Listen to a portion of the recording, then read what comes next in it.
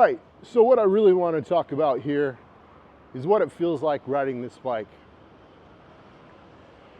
This bike is a fully analog bike. There's no electronics really, other than fuel injection, which was a very advanced thing at the time. For 1996, a lot of Japanese bikes didn't have fuel injection. But anyway, there's no quick shifter, there's no wheelie control, there's no slide control, there's no ABS, none of that stuff. It's just an analog bike with beautiful analog gauges, an engine temperature gauge, tach, and a speedometer. And what it feels like riding it is it's just super raw. The sound is amazing. I think nothing really sounds like a twin, especially a Ducati twin. And the way that the throttle, the way that the acceleration comes on is so amazing. This is not a high horsepower bike like a lot of the newer modern bikes. But being a twin, it has so much torque down low that the acceleration is just really amazing. It kind of runs out fairly quickly, as opposed to some of the more modern bikes, or of course your inline fours. But right away you get immediate power, just right off the line. And when you're in the corner, you can modulate your power so nicely where once you get to know the bike, you'll find that sweet spot where the RPMs and the power are just so nice. So for the feedback that the bike gives you, it's a little bit scary until you get to know the bike. But when you lean the bike over, it'll do it. It's fine to do that. But you need to let go into your corners nice and easy, plan your corners. And I think it's not really very forgiving as compared to modern bikes. Just set up your line, make sure your tires are on the correct PSI and temperature, and lean in nice and easy. But when you go in and things are feeling good, it does what you want it to do. This bike has kind of an incredible gearbox too. When you shift on this gearbox, you can feel the clunk of it, of the gears engaging.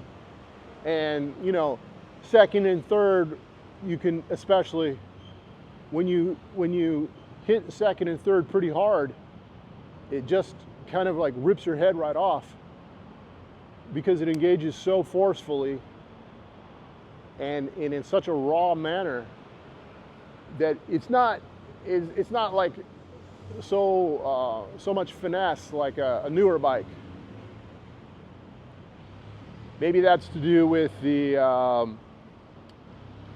engine configuration, or maybe it's the gearbox, or just how it was put together in that time, or the gearing. But it doesn't feel like modern bikes. It feels harsh. Downshifts is also a similar thing. If you don't match your revs nicely, or if you're too aggressive with your downshifts, the back tire can lock up just for a quarter of a second or a very short period of time, and it can move like that, you know. So when you're in your corners, you're setting up for your corner and you're downshifting, you need to be careful with your clutch. You need to be deliberate and very positive and confident with your clutch actuation and how you're setting up your lines and you're planning your gears. I do have a Ducati Performance slipper clutch on this bike, which is something that I think is really necessary on this bike.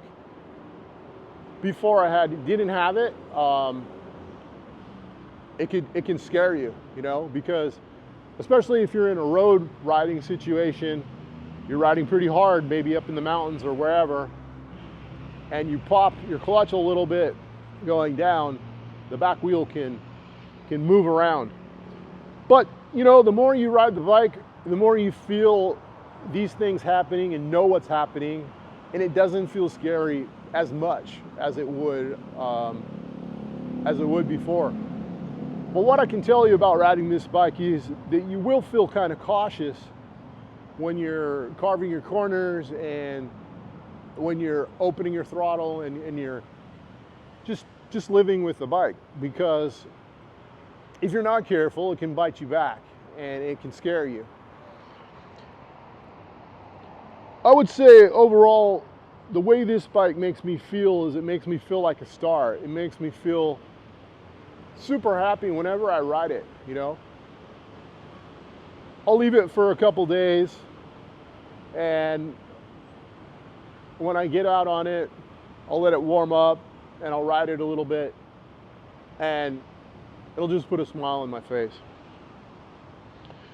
One more thing I wanted to mention about the gearbox, right, is the 916 can get something called a false neutral, which I think Japanese motorcycle owners might not know what that is. I've owned many Hondas, and I don't think I've ever got a false neutral on a Honda. But false neutral is when you're shifting maybe either up or down. You don't really press the gear lever fully or to the right position, and it can kind of go to neutral even though you're not in neutral. So you could be in third, you could be in fourth and going down to third and suddenly hit a neutral. So this also can cause you to crash, because from there you need to find your gear. So probably tap down or tap up, pull in your clutch, make sure the bike is standing up straight before you do that, because it's putting a lot of stress on the gearbox and it affects your traction. So I had the bike on Sepang F1 track one time, and I was setting up for a corner and I got a false neutral, and I nearly crashed because of it, you know, because of the speeds that were going over there, but I didn't. So I would just say, yeah, the bike responds to you when you do it assertively. So when you shift hard and really click up to get your next gear, the bike likes that, and it's not abusing the bike. Just like when you rev the bike up, all the way up to red line, you know, 11,000, maybe even past that, the bike likes it. When I was first riding on Sepang, I remember kind of taking it easy and not revving the bike too hard, and it didn't really feel right. And after a couple laps, I was like, well, I'm on the track, everything is, I'm wearing full protective gear, I've got new tires, I put super courses on this bike. Let's just shift it at pretty close to red line. You know, not all the way at red line because it's a classic bike, but shift it hard, shift it assertively, and really use that power band, and that bike likes it. So that's what I can tell you about what this bike makes you feel like when you ride it. It's something special, and it's definitely something raw, visceral, and I really don't think it's something you can get on any other bike. That's why I believe that the 916 series, the 916, 996, and 998, which is one long incarnation of a same bike essentially, is the greatest super bike of all time.